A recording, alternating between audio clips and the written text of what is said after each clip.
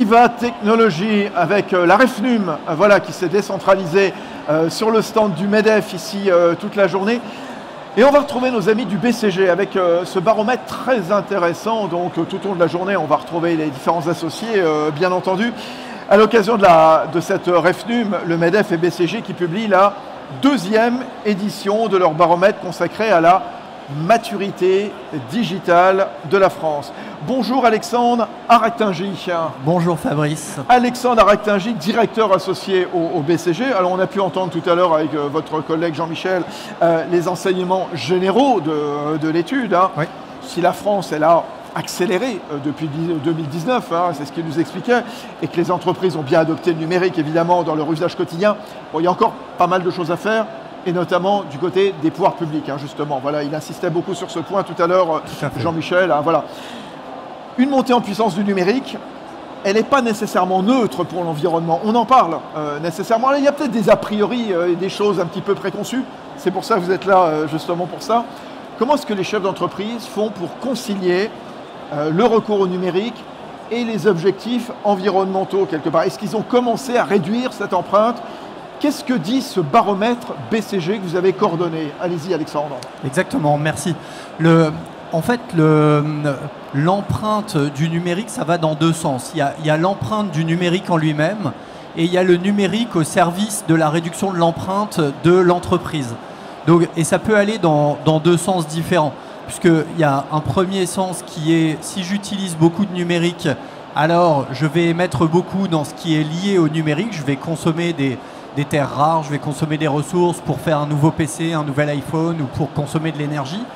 Mais réciproquement, si j'utilise plus de numérique, je vais peut-être aussi pouvoir mieux digitaliser certaines opérations, je vais pouvoir mieux décider, mieux savoir ce que mes chaînes de production peuvent créer et donc via le numérique avoir une attitude plus sobre. Donc on a regardé ces deux dimensions. Le premier message, en lien avec ce que disait Jean-Michel tout à l'heure, c'est que les entreprises ont une forte conscience de tout ça. Là, dans les chiffres qu'on voit, on a 76% des entreprises qui répondent que c'est un enjeu réel pour elles et qu'elles en ont conscience. Donc, on a beaucoup progressé là-dessus, on en parle beaucoup. Bon, la part du numérique dans les émissions carbone de la société et des entreprises grandit et prend une place de plus en plus importante. Et donc tout le monde en a conscience et en lien avec ces 76%, on a 74%, donc quasiment le même chiffre de personnes qui nous répondent qu'elles font quelque chose ou elles vont faire quelque chose. Alors, ça veut dire quoi faire quelque chose ? Le numérique, en fait, dans les entreprises, on ne peut pas arrêter d'utiliser un ordinateur, on ne peut pas arrêter d'envoyer des mails. On entendait récemment arrêter d'envoyer des pièces jointes rigolotes. Bon, ça suffit pas. Effectivement, une pièce jointe, elle va créer un petit peu plus d'utilisation de bande passante, un peu plus de consommation énergétique, mais on en a besoin et le numérique crée énormément de valeur, beaucoup plus que ce qui va être détruit à cause des émissions. Néanmoins, il y a deux grandes pistes. Il y a une première grande piste qui est de se dire on va augmenter le cycle de vie des devices, c'est-à-dire que quand on regarde la consommation et les émissions carbone liées au numérique, la très grande majorité, près de 80%, sont en fait liées à la production des devices. Donc quand on remplace un ordinateur, quand on remplace un iPhone, quand on achète un nouveau routeur ou un grand écran, c'est ça qui émet beaucoup de carbone, beaucoup plus que son utilisation. C'est-à-dire qu'une fois qu'il est chez vous, là, vous pouvez envoyer toutes les pièces jointes que vous voulez, vous pouvez regarder Netflix. Enfin, si on considère dans le milieu de l'entreprise, on essaye d'envoyer des pièces jointes, mais pas de regarder Netflix. Mais on peut l'utiliser beaucoup pourvu qu'on ne le renouvelle pas. C'est vraiment le poids du corps est beaucoup plus sur l'utilisation. Donc, il y a tout un premier levier qui est d'augmenter le cycle de vie des devices, d'éviter de renouveler. Donc, plutôt que de renouveler un ordinateur tous les 2 ans, on peut le renouveler tous les 4 ans. Et essayer de le faire vivre de plus en plus longtemps ou renouveler des pièces détachées plutôt que de changer l'ordinateur au total.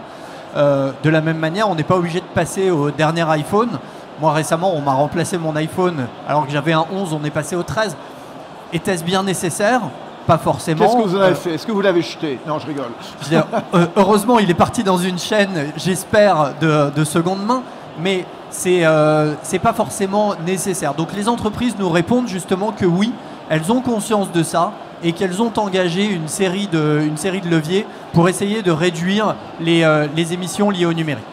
Donc ça, c'est le premier axe. Le deuxième axe, c'est la sobriété énergétique. Une fois qu'on a une base installée, elles essayent de voir, et c'est quelque chose qui demande un petit peu plus de travail pour moins de résultats que les cycles de vie, mais elles essayent d'identifier les composantes applicatives qui vont consommer beaucoup de choses. C'est-à-dire, on fait travailler des algorithmes d'intelligence artificielle, ça nécessite du temps de processeur, ça nécessite d'entraîner des algorithmes sur des données qui peuvent consommer beaucoup.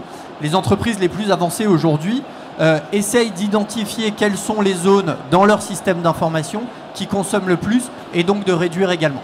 Donc ça, c'est nos 74% d'entreprises qui se décomposent en à peu près 40% d'entreprises qui font déjà quelque chose et 30-35% qui nous disent qu'elles vont faire quelque chose de manière sérieuse.